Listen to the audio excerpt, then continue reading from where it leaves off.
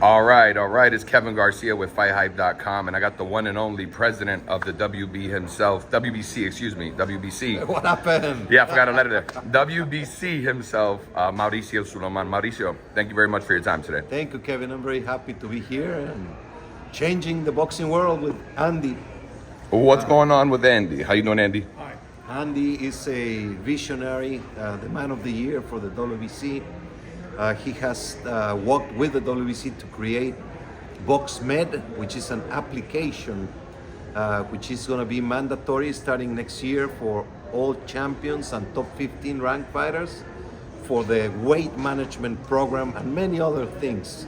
But it's very encouraging to be doing technological advances for the medical field to keep making boxing safer for the fighters. Yeah, that is a really great thing. And, you know, we are here today in San Francisco, amongst many reasons, like the one you just stated, for a really, really big fight. You know, we've got Haney versus Prograis, and of course, your 140-pound WBC champion, Regis Prograis, is going to defend that title. What do you think about the fight?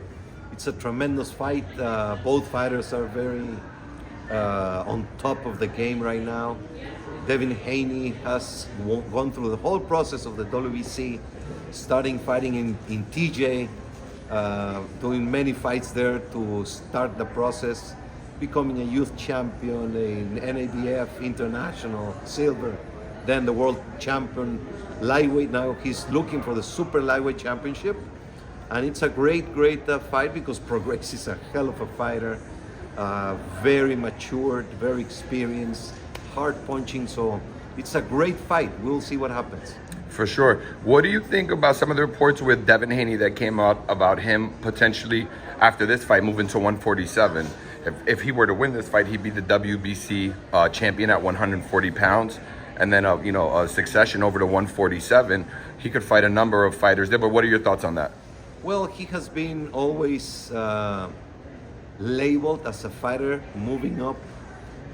In lightweight, there was a speculation that he would move up almost after every fight. So he is moving to super light.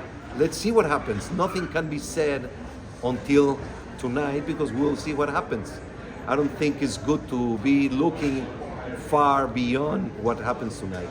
Certainly. And thank you for your insight on that. I'm switching gears here a little bit. Hot topic in boxing, recent big fight, Canelo Benavidez.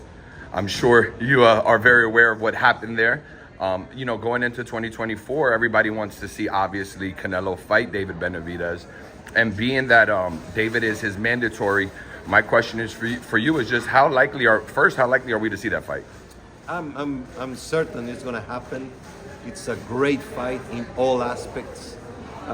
Both fighters won the fight, and we gotta do it very intelligently and lead them to the process so it doesn't break. And I'm sure the fight is gonna be one of the best of next year. And I, again, thank you for that insight. I think a lot of fans would ask, because we've seen Canelo make certain decisions in the past. If Canelo were to decide, hey, you know what? For this year, for whatever reason, I don't want to fight David Benavidez. Is the WBC in position, with David being the mandatory, to make that fight happen? Or how much, not leeway, I don't want to say leeway, but how much room does the WBC have to actually enforce that fight? Because it's obviously the one fans want to see. That fight is the fight to happen.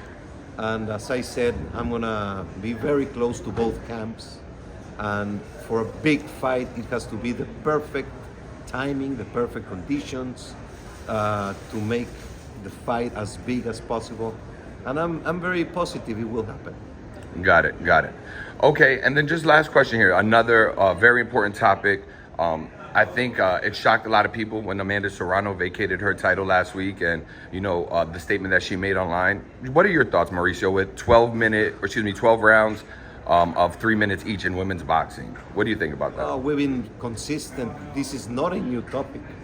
The WBC is the only one that looked to get into women's boxing since the late 1990s.